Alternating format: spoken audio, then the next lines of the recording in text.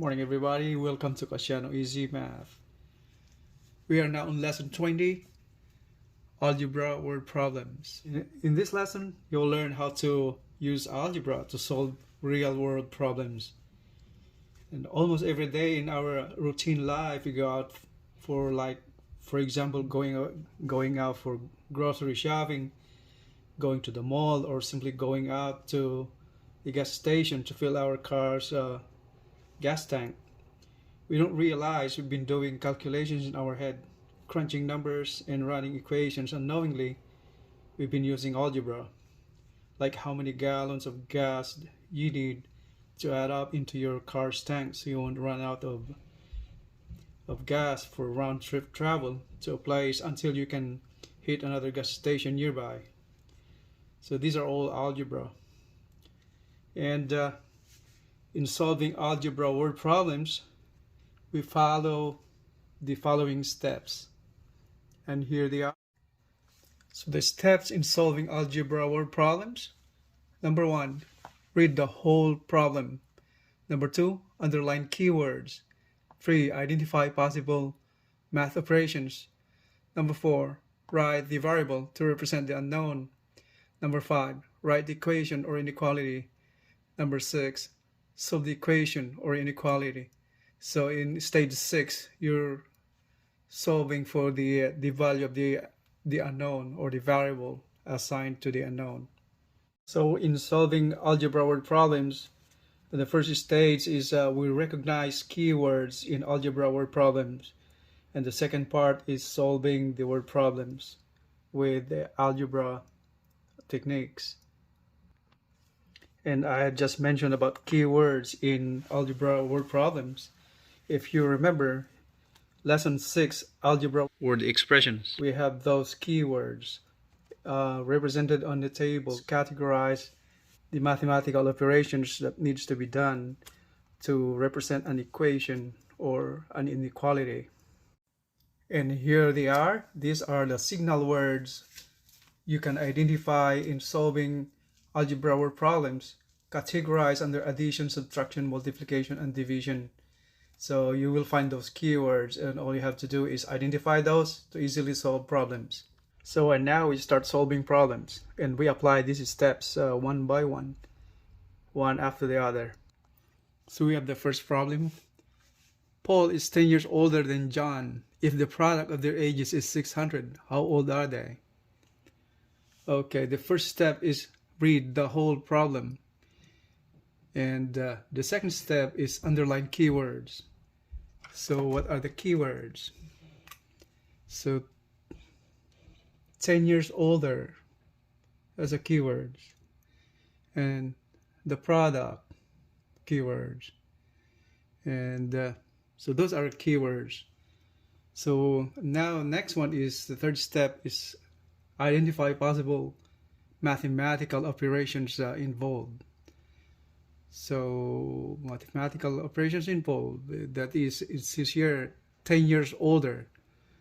So that means you're adding John's age by 10 years to get the age of Paul. And then the signal word over here, product, this signifies a mathematical operation. What do you think? It's a product. That means multiplication. It signals multiplication. All right. Then next step is we have to write the variable to represent the unknown. And what are the unknowns? There are two unknowns. Their ages, they're both of them, Paul and John. Since it's stated in the problem that Paul's age is related to John's age by this signal word phrases over here, 10 years older. So the mathematical operation also involved right there is addition. And then so we have to write the variable. That's the next step. And then we'll be writing the equation or inequality. All right, so what we have to do now is indicate the variable. So what we have to do is let x be the variable now. So let x is equals to what? Since Paul's age is 10 years older than John, that's the first sentence. It signifies that you can represent John's age with X. So you can represent also Paul's age with respect to John's age. So we have to let X, that's a variable representing John's age. So that's John's age. And see here in the first sentence, Paul is 10 years older than John. So how old is John? X. How old is Paul? 10 years older than John. So that means 10 years older, that signifies addition.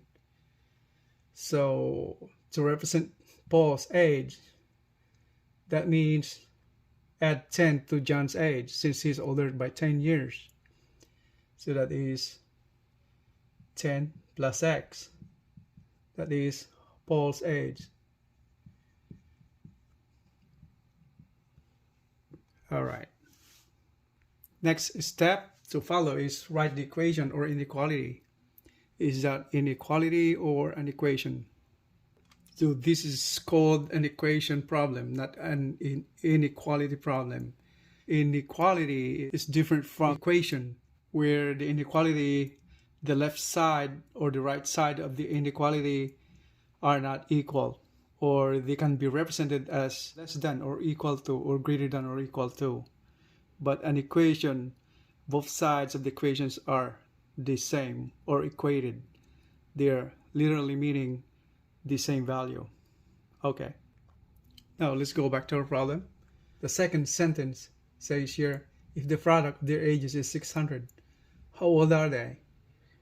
So the product indicates a multiplication. So that's, we're talking about John's age and Paul's age. If you multiply both of these of their ages, the answer will be 600. So we write an equation out of that. So that means we have X, that's John's age, multiplied by Paul's age, that makes 600. So 10 plus X, that's Paul's age, multiplied by John's age. And the product says here is 600. So that's our equation. Now to find the value of X, we have to simplify and solve the equation. So next thing to do is multiply this one right here, right? Since this is in a parenthesis right there, so we distribute X on both terms of those in the parentheses. Says distributive property of multiplication of addition.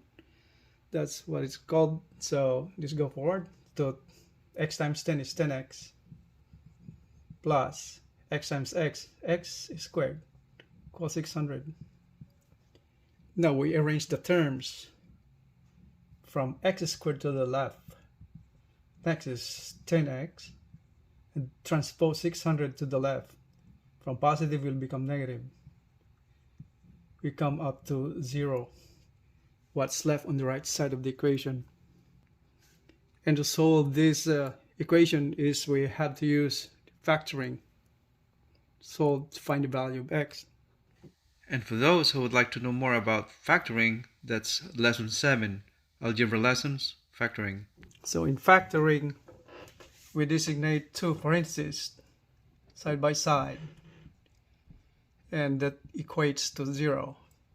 And to find the value of those terms in the parentheses, those factors, is we have this third term right here. The second term, by the way, I forgot to put X, sorry. That's 10X. So to factor that out, we had this, the X method, or we call that X factor, I call it. We have this third term is on top. This is the product, that's negative 600. And the middle term is 10X. So put it right here, 10, carrying a positive sign. This is, since this is positive, this positive sign. This simply means the factors of 600 when those factors are added up to make it 10, what are those factors? Those are the factors that we put on both sides. Put on this side, both of these, the contents of the parentheses. Those are the factors. So we came up to factoring the 600 right here. What are the factors? That is 2n, or let's say 20. 20 and 30, right? When you add those up, the sum of their factors will add up to positive 10. And since the third term is negative, we're multiplying positive and negative to make it a negative product of 600 and add it up to a positive 10.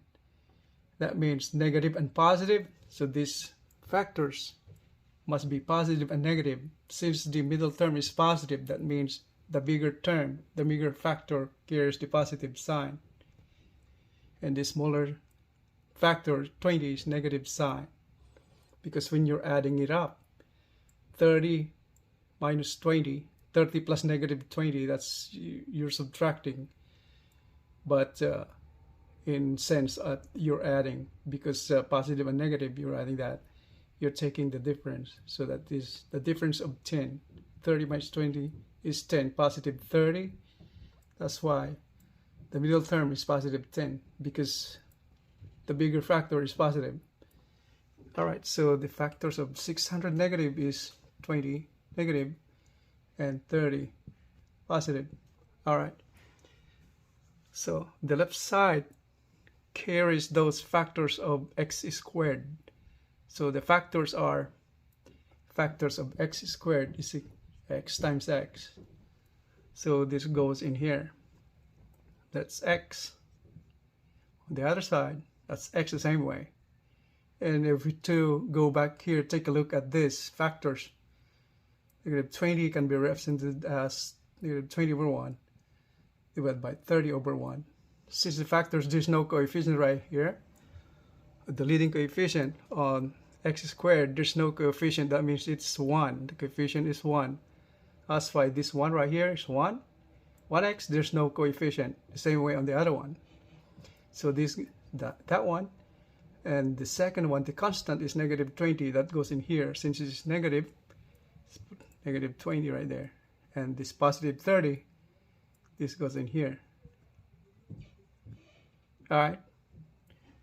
So now we have these two factors, so it's binomials, two binomials. Since the equal sign is equal to 0, we have to equate these factors now to 0. So x minus 20 equals 0. That's the first one. And the second binomial, second factor, is x plus 30 equals 0. And now we solved this equation. X now is equal to, transposing negative 20 to the other side will become positive 20. Okay? And in here, x is equal to, transposing positive 30 to the other side will become negative 30. Alright. So in this sense, since we're solving age problem, we're dealing with positive numbers, not negative numbers. So this is discarded. That means we don't need that. So we don't need this value of x since this is negative. So then our solution is here. X is equal to 20. And what is x? That is John's age. Alright. So we're solving Paul's age right now. Since we found John's age at 20, that's x. We got an equation equating Paul's age with respect to John's age. We'll have that equation as up above. That is, Paul's age is x plus 10, or 10 plus x, the same way. Since x is 20, it means we're adding 20 to 10. So that is equal to 30. So that is Paul's age. So that's 20 years. Okay, so if we add this up, if we get the product, it should be 600, because if 20 times 30 is 600. So if we check our answer, we had to go back to the original equation that we had and plug in Paul's age and John's age. That's how to check. John's age is x, multiplied by Paul's age, that's 10 plus x, equals 600. So we got John's age 20, that's x, times 10 plus x again, John's age is 20. That is question mark equal to 600. So solving this, 20 times 10 plus 20 is 30. 30 times 20 is 600. So that is equal to 600. So multiplying these both, 20 times 30 is 600. So we got the answers right. Paul's age is 30 and John's age is 20. So we have another problem on the board. So the first step is to read the whole problem. So there are blue and yellow marbles in the bag. If the yellow marbles are 2 less than 3 times as many blue marbles, and the blue marbles are half as many yellow marbles, how many marbles of each color are in the bag? So the next step is underline keywords. So what are those keywords? The first sentence says there are blue and yellow marbles in the bag. The second sentence says if the yellow marbles are 2 less than 3 times as many blue marbles, 2 less. So the keywords or phrases right here, 2 less. So this indicates subtraction. And then the blue marbles are half as many. So this is a comparison, and that signifies a quotient or division. And what's being asked is how many marbles of each color are in the bag. So the possible operations, number 3, identify possible math operations. So we have identified those. 2 less than, that signifies subtraction. And then the comparison of here, blue to yellow marbles, half as many, that signifies division. And then indicate or identify the variables to represent the unknown. So in this problem, considering the sentences in here, it's clear that we have 2 variables right there, and each variable is connected to the other variable in terms of the number of marbles of each kind. Since we don't know any of how many blue and yellow marbles in the bag, so we have 2 variables in here, so we have to represent the unknowns. Alright, so let's represent 2 variables over here then. So let x here, let x be the number of blue marbles in the bag. And then let y be the number of yellow marbles in the bag. Okay, now we have identified the variable representing those unknowns, 2 unknowns. And then next step is we have to identify and write the equation to connect those 2 variables together. By connecting those 2 variables, we make an equation out of that. And it says here, the middle of the problem, word problem, says if the yellow marbles are 2 less than 3 times. Says another phrase right here, 3 times as many. That signals multiplication. So there's another key word, key phrases. Now we have to connect the number of yellow marbles to the number of blue marbles. So we had to identify the equation. Since in here we're talking about the yellow marbles, so we indicate the yellow marbles as, and here y is the variable for the yellow marbles. So let y then be, it says here, 2 less than 3 times as many blue marbles. So 2 less. So that should say here -2. And then 3 times as many blue marbles. What does it mean by that? 3 times as many. So that means 3 times the blue marbles. So that's here 3x. Since blue marbles is represented by variable x, so that's 3x minus 2. And that should be the first equation. Since we have 2 variables, we have 2 unknowns, we need at least 2 equations, or we actually need 2 equations to solve the problem, right? So we have 2 variables, we need 2 equations. So in here, to get the second equation, we have the condition over here in the problem. The blue marbles are half as many yellow marbles. So half as many. So we're talking about blue marbles over here. What is the blue marbles? What are those? It's indicated by X.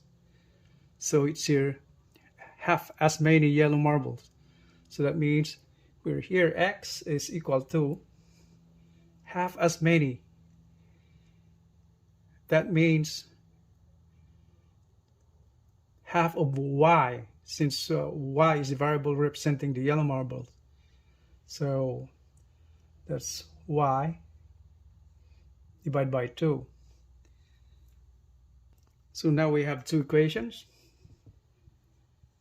and we have 2 unknowns. So now we can solve the problem. We have to substitute the value of x to the first equation. So we get the value of y, the number of yellow marbles. So we have written the equations already, and the last step is solve the equation or inequality. So since this is an equation, so we treat it as an equation. So let's start solving. Substituting the value of x on the second equation to value of x on the first equation. So that is y equals 3 times x, x is y divided by 2,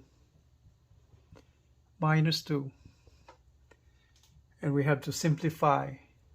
Y equals 3y divided by 2 minus 2. Since we have the denominator of 2, we have to get rid of the denominator by multiplying the whole equation by 2. 2 times y is 2y equals 3y divided by 2 times 2, that is 3y, minus 2 times 2 is 4. Alright, simplifying, moving 3y to the other side will become from positive negative 3y minus 2y. Moving negative 4 to the left side, from negative becomes positive 4. Okay, simplifying 3y minus 2y is y.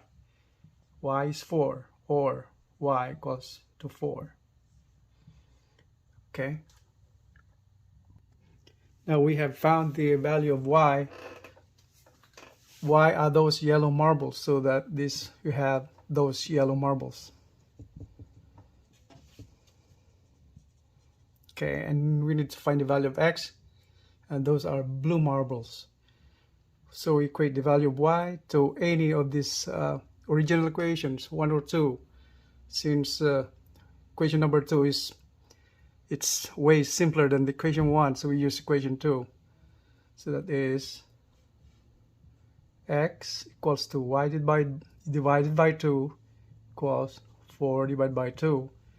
That is 2. So x is equals 2. So that's the answer. So 4 divided by 2 is 2. So these are the blue marbles.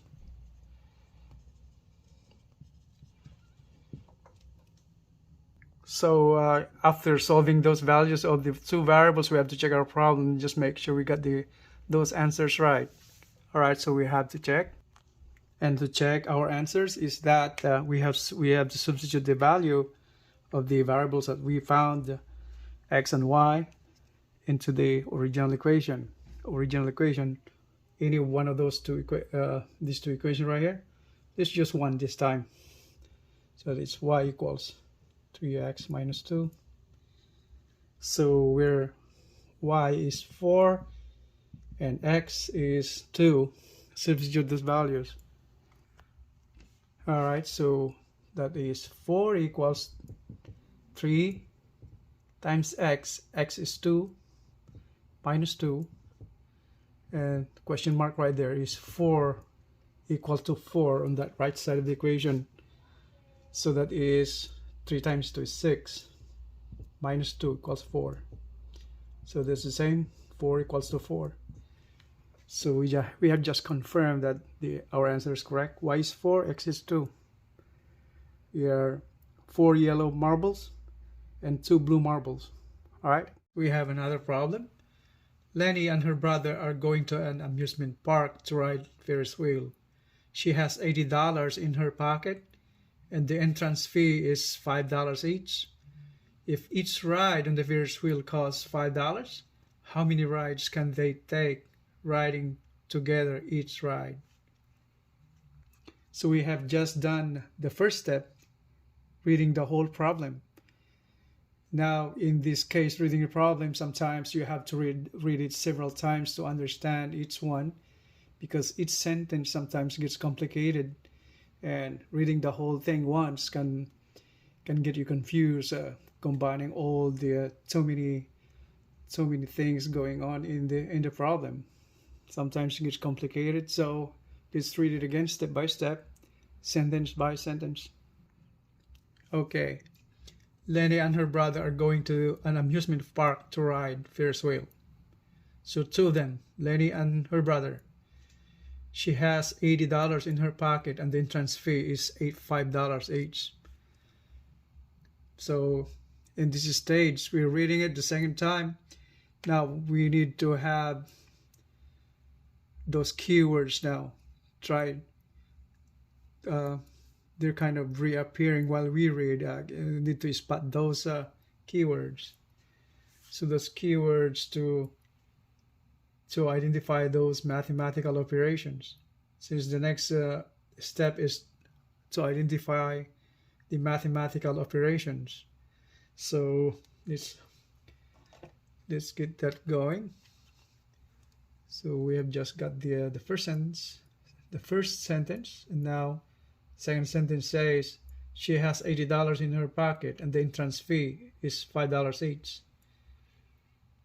So that means $5 each. Yeah, there are two of them, so that doubles.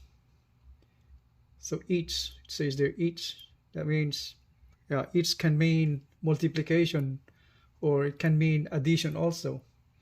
And it says here, if each ride, there's another one right there, each again. Each ride on the Ferris wheel costs $5. So each ride, and there are two of them, because $5, yeah, that's two of them, multiplied by 2. And then how many rides can they take? Riding together, each ride. So that means they are together every time riding on the Ferris wheel. They are not separated. Okay, so now try to understand the problem and identify possible operations, math operations, and now write the variable to represent the unknown. What's the unknown over here now? Is this an equation or inequality? So those signal words right there identifies this problem as inequality.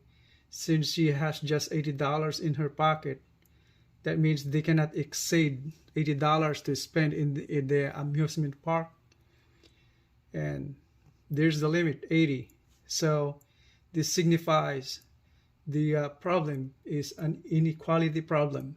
Since the question is asking how many rides can they take riding together each ride, so will it signify the variable? That's the this step we're taking right now. So let x be the number of rides they can take riding together in each ride, right? So the number of rides. Okay. And now if they're riding together, that means they're 2x. That's 2x. They're both of them riding. All right. So both riding together. And then say share the entrance fee is $5 each. So that's two of them. So that costs $10 already. So that's the entrance fee, since $5 each. So 5 times 2. Okay, that's the entrance fee. And now we're looking at a bigger picture now. We're talking about the money limit that she just had, $80 right there. After entering the amusement park, they have just how much money left? That's this 5 times 2 is 10 already. That's how much they spent for the entrance fee. So now at this point, we're trying to link that value of their money in terms of their expenditures on the gate, the entrance fee, and that includes also the rides. So we're trying to formulate an equation out of that. So considering the amount of money they have, that's $80. So that's $80. And after entering, they have just spent $10. So out of 80, they have subtracted by 10. Since the entrance fee for both of them is $5 each. So that's $10.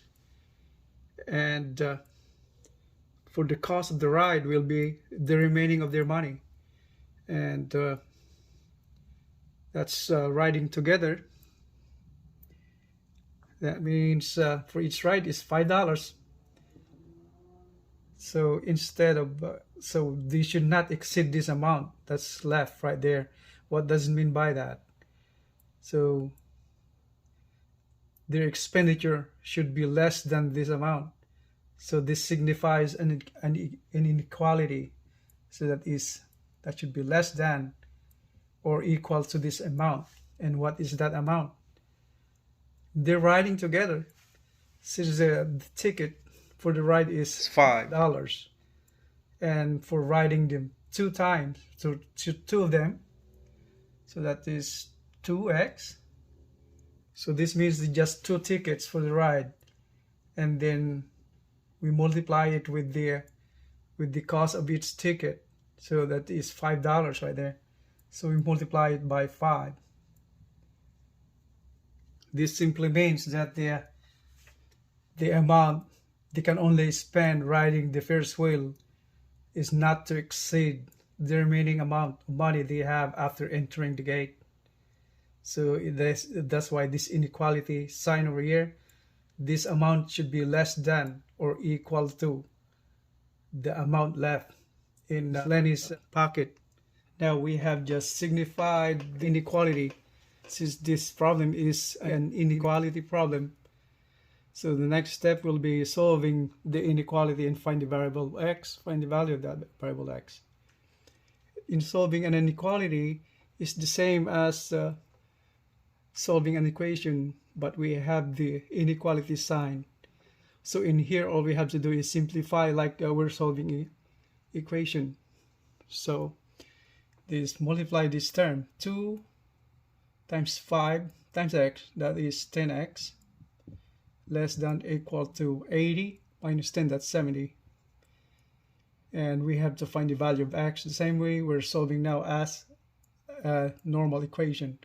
So we have to divide by 10 over here to find the value of x, cancel that 10, we have found that x is less than or equal to 70 divided by 10, that's 7. So that means they will have that's the answer. They will have 7 rides. They're riding together side by side.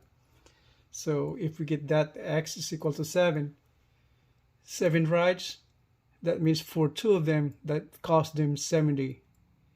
Since each ride there are two of them, so that's 10 times 7 is 70. That's why they're just having 7 rides.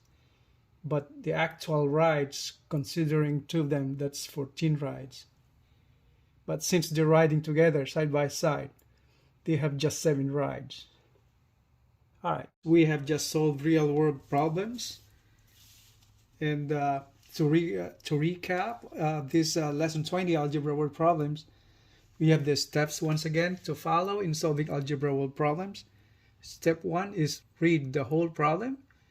Step 2, underline keywords. Step 3, identify possible math operations. Step 4, write the variables to represent the unknown. Write the variable or variables to represent the unknown or unknowns. Then write the equation or inequality, and then solve the equation or inequality. So before I let you guys go, we have your practice problems here to solve. And these problems can be done in your convenience at home anytime you want. So we have here 4 problems. 1, age problem. And number 2, about marbles in the bag. Number 3 is about bank account, depositing money and all that. Trying to find the amount of money earned doing a car wash. And number 4, here again, number 4 is a daily occurrence to a normal way of life, like going to a movie theater to watch a movie, like in here. Okay, and all you have to do is solve these problems. And number 4, by the way, is once again, this is an inequality. Since there's a money involved, a limit, there's money limit right there. Say it's indicated by that $70. Tia has just $70 to spend. All right, so that means number 4 is an inequality problem. So we have here on number 1, Ben is 5 years older than Alex. If the sum of their ages is 15, how old are they? And if you take a look on the right side, if you take a look on the right hand side, the answers are here. This where you can compare your answers with, so you can compare your solutions. Alex is 5 years old, Ben 10 years old and all that. And number 2, there are 14 marbles in the bag consisting red, white, and blue marbles. If there are 2 blue marbles and the red marbles are 3 times as many white marbles, then how many red and white marbles are in the bag? And that's the corresponding answer. So number 3 here is Ray has $250 in his bank account. He deposited 1/3 of his money earned during doing a car wash, bringing a total of $370 in his bank account. How much did Ray earn doing a car wash? And right here on the right, that's the corresponding answer. And number 4 is Lisa needs $70 to go watch a movie with her friends. She has $24 saved, and she sells lemonade for $2 each cup. How many cups of lemonade must she sell in order to go watch a movie with her friends? And that's the corresponding answer right there on the right also. So that's all we have on lesson 20, algebra word problems. And next lesson will be lesson 21, ratio and proportion, using algebra. So for those new to my channel, just don't forget to hit the like button and subscribe for more videos. Appreciate your time. So thanks for watching. Have a great day, guys. Bye.